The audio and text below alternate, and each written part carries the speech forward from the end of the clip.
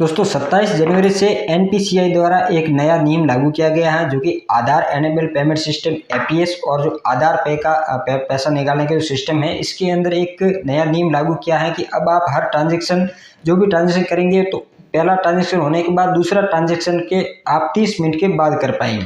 तो दोस्तों ये एनपीसीआई ने ये नियम क्यों लागू किया है और उसके बाद दोस्तों हमारे भारतीय स्टेट बैंक के जो सीएसपी भाई हैं उन पर अगर इस नियम का कुछ असर पड़ा है या नहीं पड़ा है, इसके विषय में हम चर्चा करेंगे। और साथ ही दोस्तों जो अन्य कंपनियों के जो प्राइवेट कंपनियों के एपीएस चलाते हैं तो उन लोगों पर इस नियम का कितना असर पड़ा है, तो इसके बारे में हम जानकारी आज के इस वीडियो में हम चर्चा करेंगे।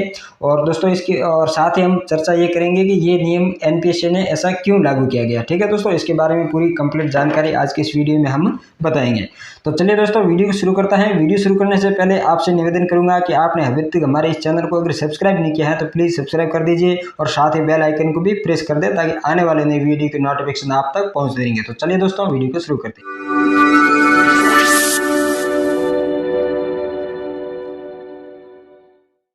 करते हैं तो दोस्तों जैसा कि आप सभी को पता है कि अभी एक नया नोटिफिकेशन निकाला गया है एनपीसीआई के द्वारा कि अब आप हर ट्रांजैक्शन एपीएस से करेंगे उसमें आप 30 मिनट के बाद दूसरा ट्रांजैक्शन कर पाएंगे। तो ऐसा क्यों किया गया? तो दोस्तों क्या होता था, कभी कभी जो हम बार बार पैसे निकालते थे आधार कार्ड से, तो उसके अंदर जो इनका सर्वर है उसके ऊपर बहुत सारा लोड हो जाता था और बार बार कई बार ट्रांजेक्शन फेल हो जाता, फिर भी कस्टमर के हम दूसरी बार ट्राई करते थे। तो ऐसे में क्या उनके सर्वर पर ज़्यादा लोड हो जाने की वजह से लोगों के पैसे है जो कि कई बार फंस जाते थे। तो हम कई बार एपीएस से जो पैसे निकालते थे, हालांकि ये एसबीआई की जो सीएसपी है उसका जो एपीएस चलाते हैं उसके अंदर तो कभी पैसे नहीं फंसते हैं एसबीआई कस्टमर के। बाकी अदरवाइज जो दूसरी कंपनियों का जो एपीएस है प्राइवेट, उसके अंदर कभी कभी पैसे है जो कि फंस जाते थे और वो पैसे वापस रिफंड आने में 7 से 8 दिन लग जाते थे।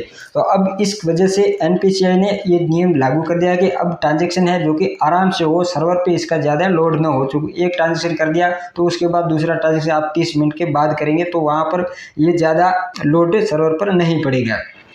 ठीक है दोस्तों, ये हो गया। तो अब दोस्तों हम चर्चा करते हैं कि हमारे भारतीय स्टेट बैंक के जो सीएसपी भाई हैं उन पर इस नियम का कुछ असर पड़ा है या नहीं पड़ा। तो बिल्कुल दोस्तों इस नियम का भारतीय स्टेट बैंक के जो सीएसपी है उन पर बिल्कुल नहीं पड़ा है, क्योंकि वो उनको आधार पे चलाने की ज़रूरत नहीं है।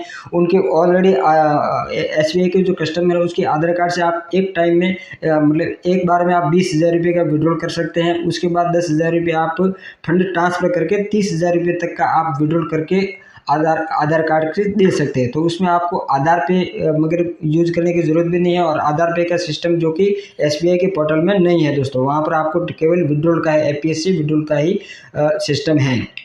और दोस्तों अन्य प्राइवेट जो कंपनियां हैं जैसे कि स्पेस मनी है, ये थार पे वगैरह कई तरह की ऐसी कंपनियां हैं जो अलग अलग कंपनियां एपीएस चलाते हैं। तो उन कंपनियों के अंदर क्या है दोस्तों कि आधार कार्ड से भी आप पैसे निकाल सकते हैं, साथ ही दोस्तों आप आधार पे से भी पैसे निकाल सकते हैं। तो आधार पे के अंदर चार्ज लगता है।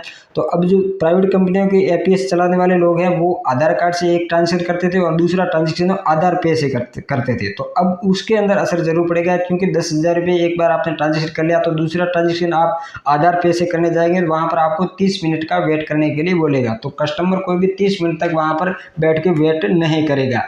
और हमारे भारतीय स्टेट बैंक के जो सीएसपी भाई उनके वहाँ इस चीज़ का कोई फर्क नहीं है, क्योंकि वहाँ ऑलरेडी आप 30,000 रुपये तक तो विड्रॉल करके दे ही सकते हैं डायरेक्टली। तो ये असर है कि भारतीय स्टेट बैंक के सीएसपी पर बिल्कुल नहीं पड़ा है।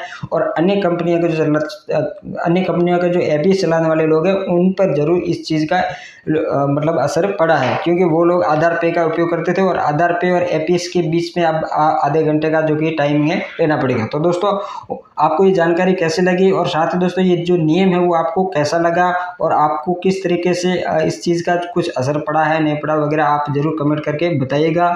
तो दोस्तों उम्मीद करता हूँ आपको जानकारी अच्छी लगी होगी। जानकारी अच्छी लगी होगी तो वीडियो को एक लाइक जरूर कर दीजिएगा और अपने दोस्तों के साथ शेयर भी जरूर कीजिएगा। तो चलिए दोस्तों मिलते हैं अगले नई वीडियो में, तब तक के लिए जय हिंद जय भारत।